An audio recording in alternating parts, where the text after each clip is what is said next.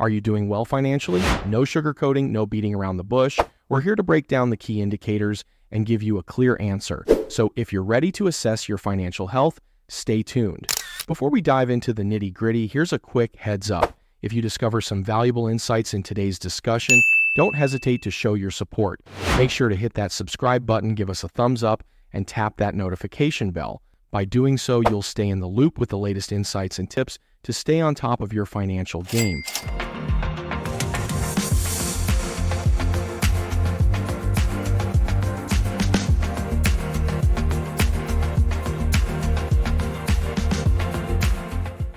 First off, let's talk about the key number one. Are you focusing on the right financial game? There are two distinct approaches to figure financial success, and a common reason for feeling financially behind is engaging in the wrong one. Many get caught up in the status game, where the goal is to outdo others. This is why it's better to steer clear of status games. They breed competitiveness and anger, as you're constantly trying to belittle others to elevate yourself. The status game revolves around external comparisons, like the size of your house or the brand of your shoes, often magnified by social media. For example, buying a Porsche only boosts your status if others don't have one. In this game, your position is always relative to others.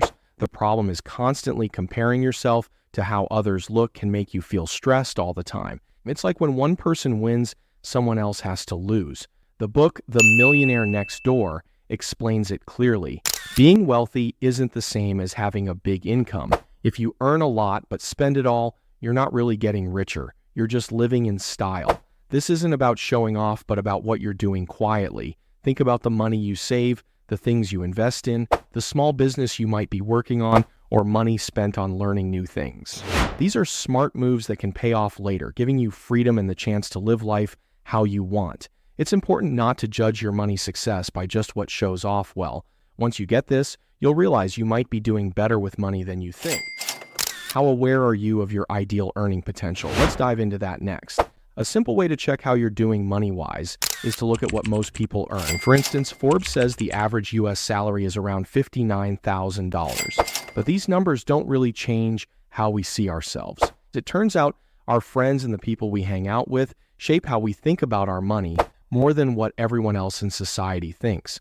No matter how much we make, we often find it easier to feel unhappy than happy with it. There's a thing called loss aversion. It means feeling bad about losing something hurts twice as much as the joy of getting something. Like if you find $100, it's great, but if you lose $100, you feel way worse.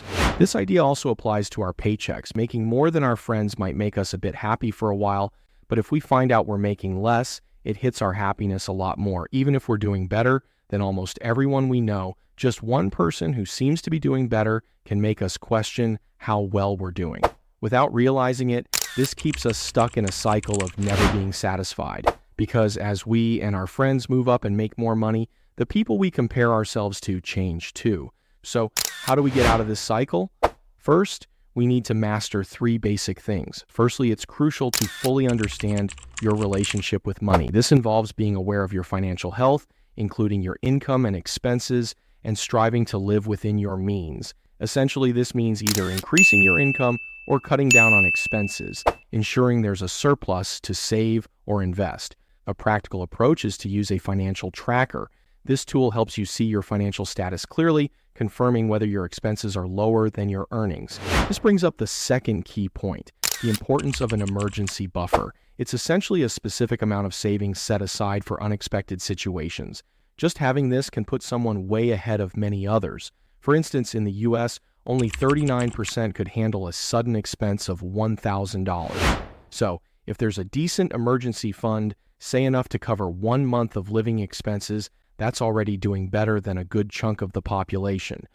The final part of a three-step process, particularly challenging in the current climate, involves maintaining manageable debt. This isn't limited to avoiding debt for unnecessary purchases.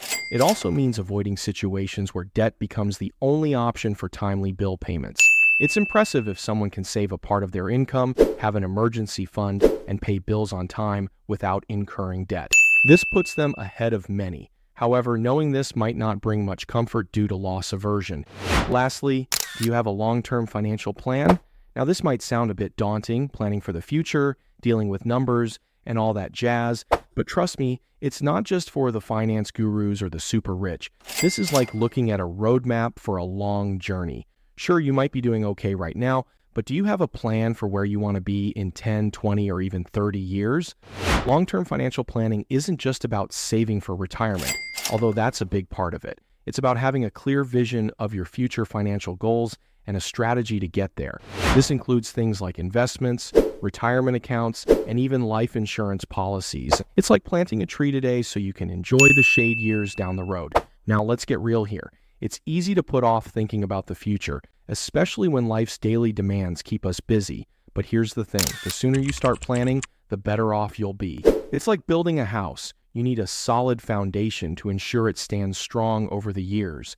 Think of long-term financial planning as your financial GPS. It helps you navigate through life's financial journey, adjusting as needed for detours and roadblocks. It's not about having a fortune stashed away. It's about the peace of mind that comes from knowing you're prepared for the future, whatever it may bring. All right, let's wrap this up. We broke down key indicators to help you assess your financial health. It was quite the ride, wasn't it? But here's the kicker. Mastering the basics can set you on the right path. It starts with understanding your relationship with money. Then it's about building that all-important emergency buffer, which puts you ahead of the game in terms of financial readiness. And let's not forget about managing debt smartly. It's a crucial step towards financial health. Always remember, it's not about comparing yourself to others or societal standards, but about your own goals, your journey, and your well-being.